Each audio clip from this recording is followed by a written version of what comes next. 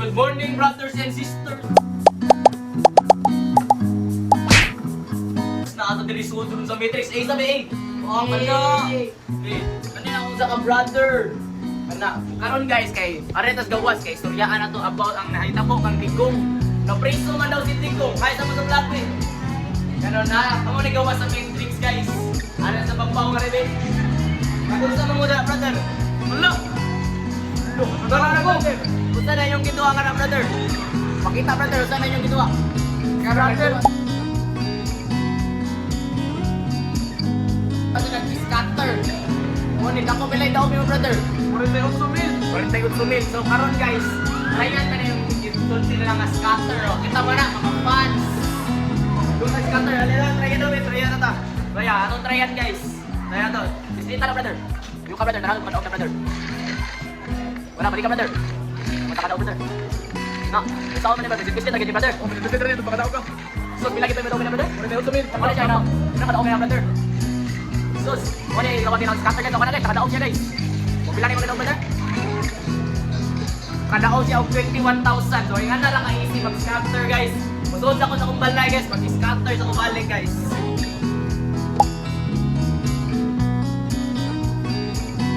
Day 1 of playing scatter. Go! Kana! Yes! Aldo! Wala ka game. Sige! Gitna ka pa! Times 2! Times 34, times 34 ka pa! Yes! Jackpot! Najud! Kana! Balik! Oh! No! Pila!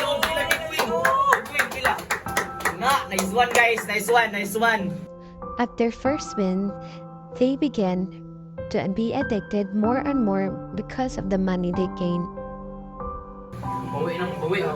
Ang balance kay 2,000 ang balance. Bila. Jackpot! Pagkay guys!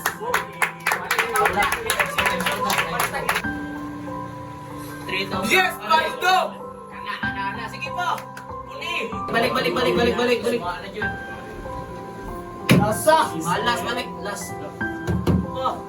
Bawi lagi na! Nice.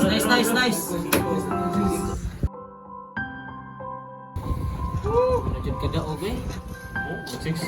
Hindi mo po na. 60. So, nandiyan. Sira.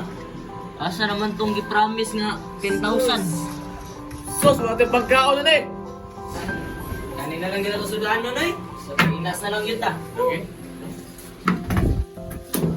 Saon man. Gawin ito daog. Hindi kita. Uy, nang dato, may pag-cash out na lang to. Sayang nga. Adik na lang yung sugala, oy.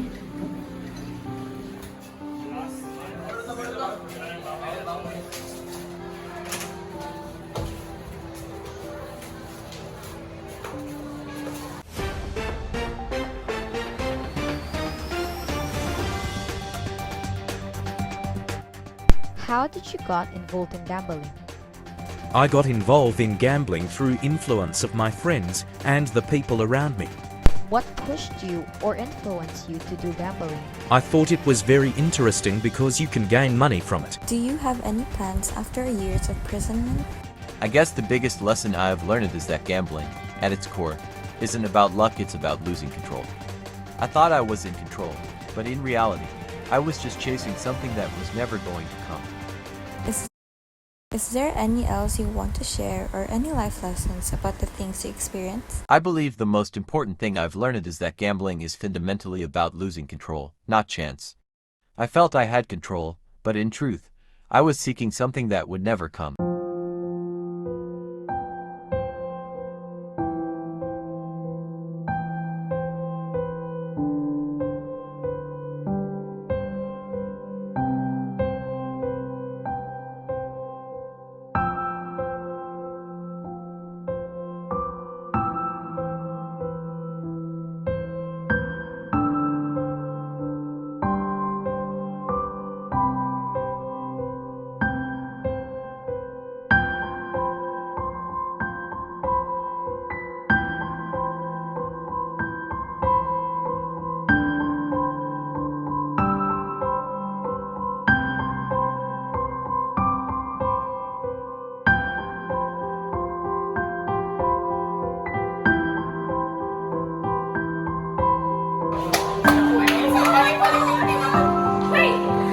Ay, mo muna mag-start. Ay, pagkatawa. Mo na niya itong handa guys. Caster sa mix.